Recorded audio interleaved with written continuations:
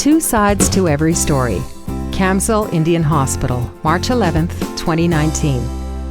Last week we saw our PM apologize to the Inuit for the way some of their people were treated down south. My dear friend Harry Rusk, a pure-blood Slavey Indian, was diagnosed with tuberculosis in 1949 and was taken to the Charles Kamsel Hospital for treatment. At the time, there was no cure for TB. The only treatment that worked was good nutrition and rest. If you did not go south for treatment of TB, you died. Harry is alive today only because he was taken away from his family on very short notice and flown from Fort Nelson, BC to Edmonton in a DC-3. Harry lost his brother, father, and mother to TB. Harry spent 4 long years in the Kamsel Indian Hospital and was not expected to live, but he beat all the odds. He continued his education while at the Kamsel. He wrote letters home to his mom. Yes, patients died. Harry was friendly with the man in charge of burying the dead. He told Harry that the bodies were properly dressed and always treated with the utmost respect, including being placed gently in the grave. Last week, we heard that there was no communication from the hospitals to the families up north.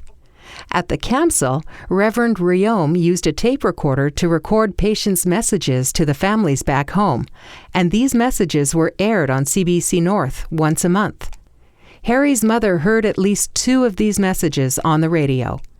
It may not have been perfect, but both mother and son were happy for the opportunity.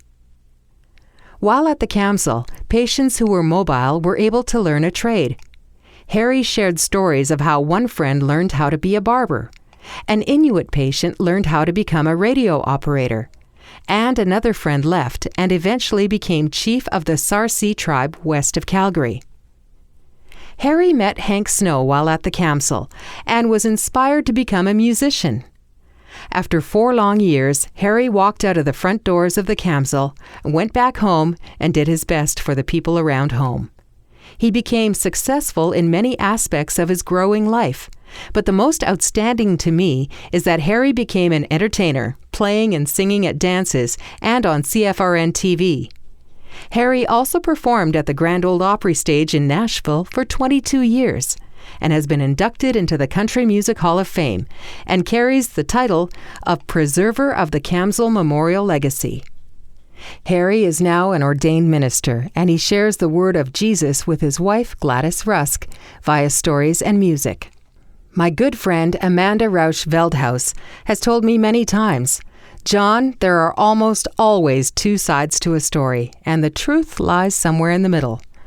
Last week, Harry received a phone call from one of the nurses who treated him in the Kamsel. In her late 80s, she was in tears, asking why our Prime Minister was painting a picture of how horridly the medical staff treated the patients. Harry is a testimony to the more realistic side of the medical staff and how they treated their TB patients with the utmost respect and care. In fact, many nurses stayed on after their shift ended at 3:30 to provide free lessons and company for the patients. Harry said he remembers many times when nurses would come back to help serve the supper meal without pay because another nurse had called in sick. Some nurses also returned after supper again without pay to play games or read to the patients. A big part of healing is being in a positive state of mind, and the nurses did their best to make this possible. Harry will always be thankful and grateful to all the outstanding doctors, nurses, and staff of the former Kamsel Hospital for their portion of his healing of TB during the 1949 to 53 eras. Also for providing new doors for a better life for him. Jesus surely picked the right teams as his tools to cure TB and other influenza.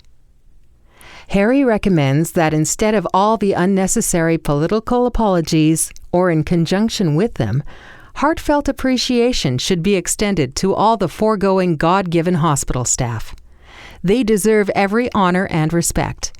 Their actions taught Harry that gladly giving to others is the key that opens doors to contentment and success. So before you're quick to judge those who treated patients with TB, remember that there are many who would not have survived if they had not come down south. Harry asked me to share his side of the story so that you can formulate your own judgment about what happened during the TB epidemic in the North during the 40s, 50s, and 60s. Within 48 hours, my Facebook story was shared on Facebook over 9,000 times, and after a week, a total of 14,700 times. As a result, Harry was interviewed by Danielle Smith on News Talk Radio, CHQR in Calgary, a few weeks later.